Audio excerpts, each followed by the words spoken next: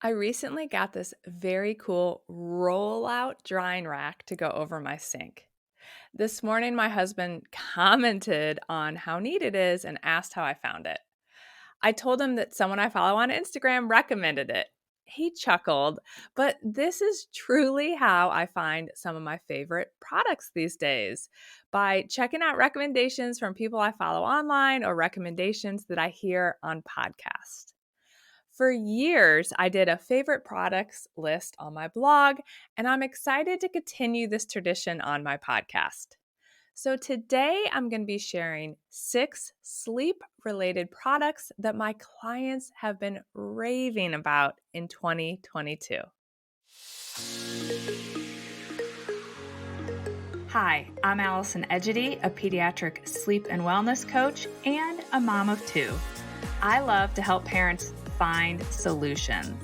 This is How Long Till Bedtime.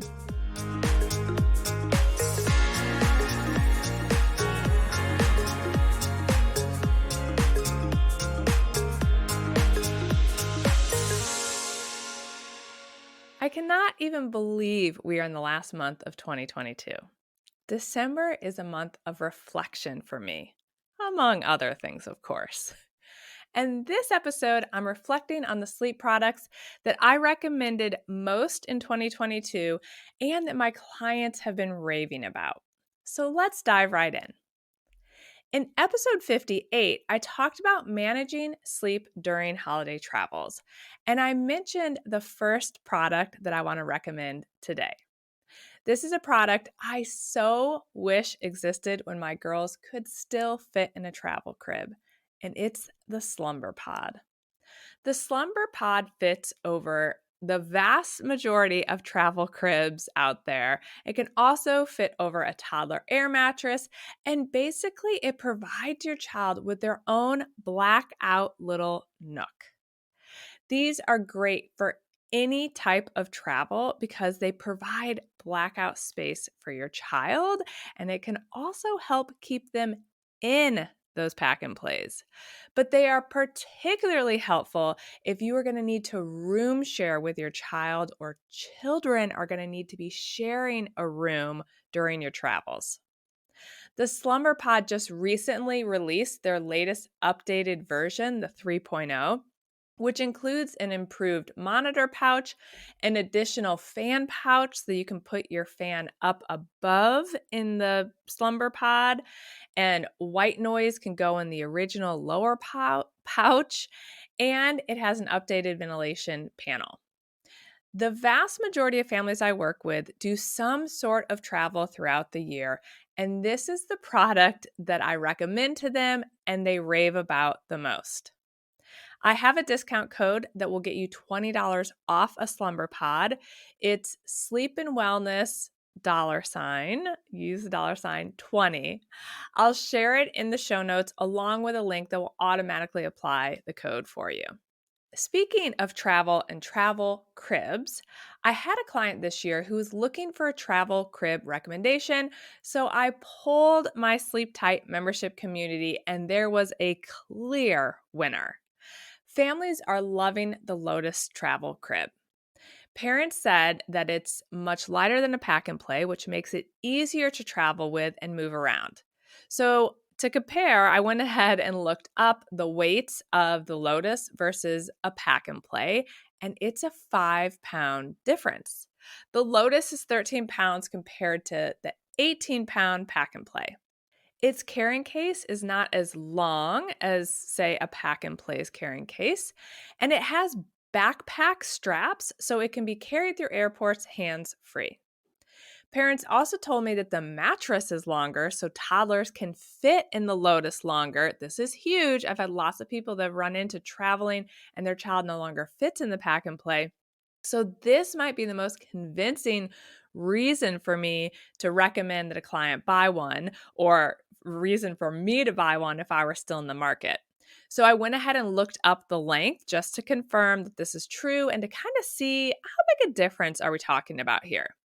The Lotus mattress is 41.5 inches long compared to the pack and play mattress that is 37.5 inches long.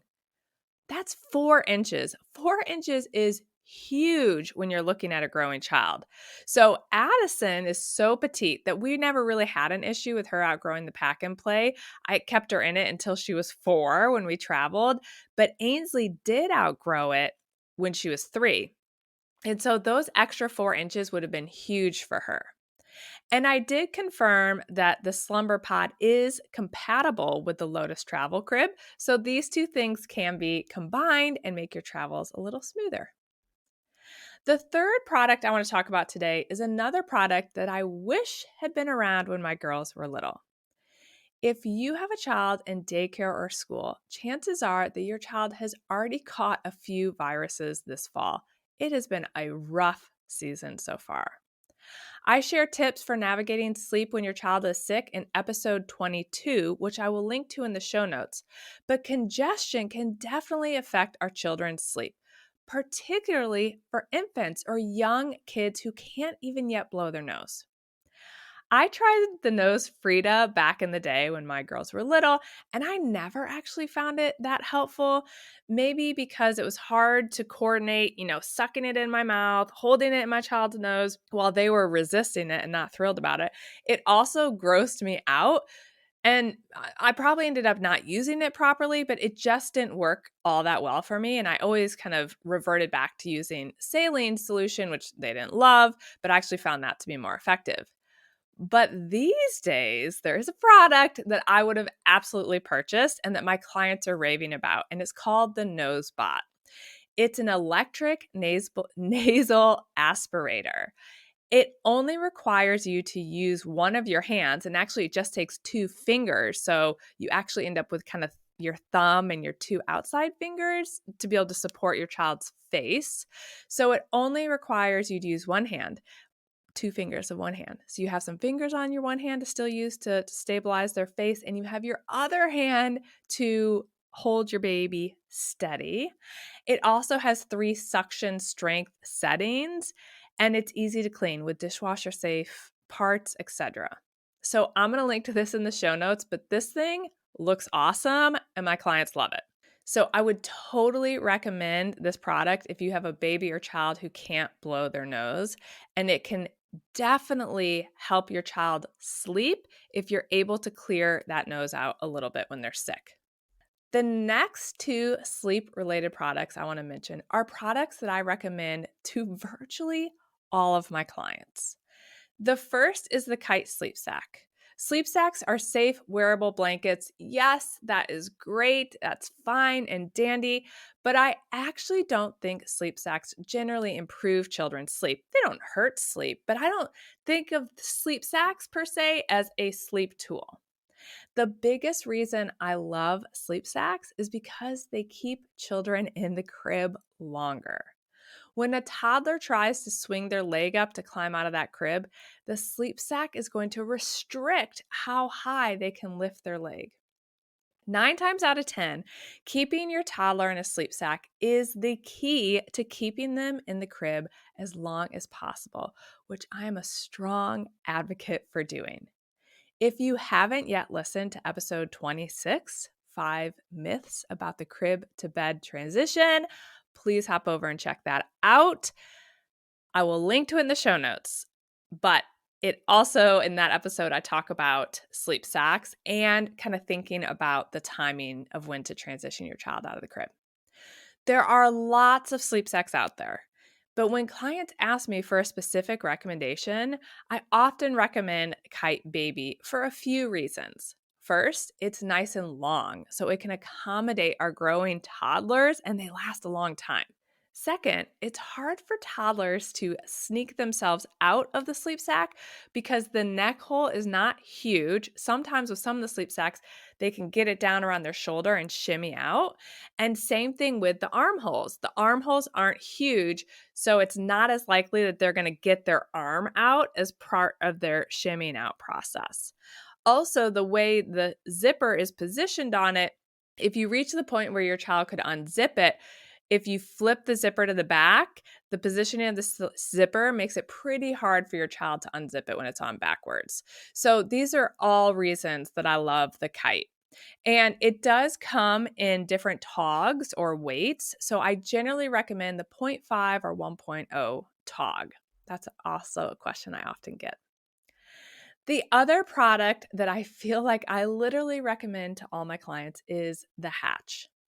During the newborn months, I think the Hatch is a great light that you can use when you're doing night feedings and diaper changes. But more importantly, once your child is over the age of 2 years old, it will become what I believe is the greatest sleep tool you will ever have. It becomes your toddler sleep light or toddler clock. You can set that Hatch to turn green when it's time for your child to get up at their designated wake time. And that way, if your child wakes up early, they'll know that it's not time to get up yet because that light isn't green. If you teach your child to follow the rule of the sleep light when they are still in the crib, ideally when they don't have sleep struggles, although I certainly introduce it to kids with sleep struggles, but if you get them following the rule of the sleep light, it is going to make the transition from the crib to the bed so much easier. If you haven't listened to episode 46, The Key to Success with a Toddler Clock, definitely go check that episode out and then get yourself a Hatch. I often get asked which version of the Hatch the parents should buy because there are two, and I will tell you that either one will work. Either one will get the job done. They both can be controlled by your phone, which is what really provides some maximum flexibility, which is one of the key reasons I recommend this light. So either one can work. I have the less expensive version in Ainsley's room, and it's great. I've been happy with it. I certainly have clients who have the more expensive version and love that as well. So whichever one you're into will get the job done. The last product I want to mention today is a great baby wearing wrap.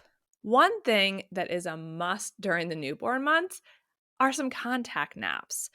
But many moms in my newborn sleep program talk about feeling like that they're never able to have their hands free to even accomplish simple tasks like washing pump parts or washing bottles or being able to take the dog out and easily hold the leash or what to do during the witching hours when they can just never put their baby down. There are many great baby wearing products out there, but one that my clients really love in the early months is the Solly Wrap. And I might be saying that wrong. Is it Solly Wrap, Solly Wrap? I'm not sure. But the company sent me a couple to check out, and I let some of my friends use them. I also polled my groups to see who was already using them and what they thought about it. And everyone who tried them or used them recommended it. The fabric is incredibly soft. I know because I have some in my house here, and it allows you to kind of custom fit how it fits onto you and your baby based on your baby's size and your build. So everyone I know who's tried it said they really liked it. I'll link to my discounted link that'll get you 10% off in the show notes, or you can use my code, which is Sleep and Wellness Coach 10. All right, there you have it. Those are the 6 sleep-related products that my clients and I were loving the most in 2022. I will link to all of them in the show notes, and you can find my discount code in the show notes if I had a discount code, because I had a couple discount codes for you. And those show notes can be found at sleepandwellnesscoach.com/episode-60. All right, I hope you'll join me again next week when I'll be doing some more reflection about my own personal year in review. Bye for now. Thank you for listening to How Long Till Bedtime.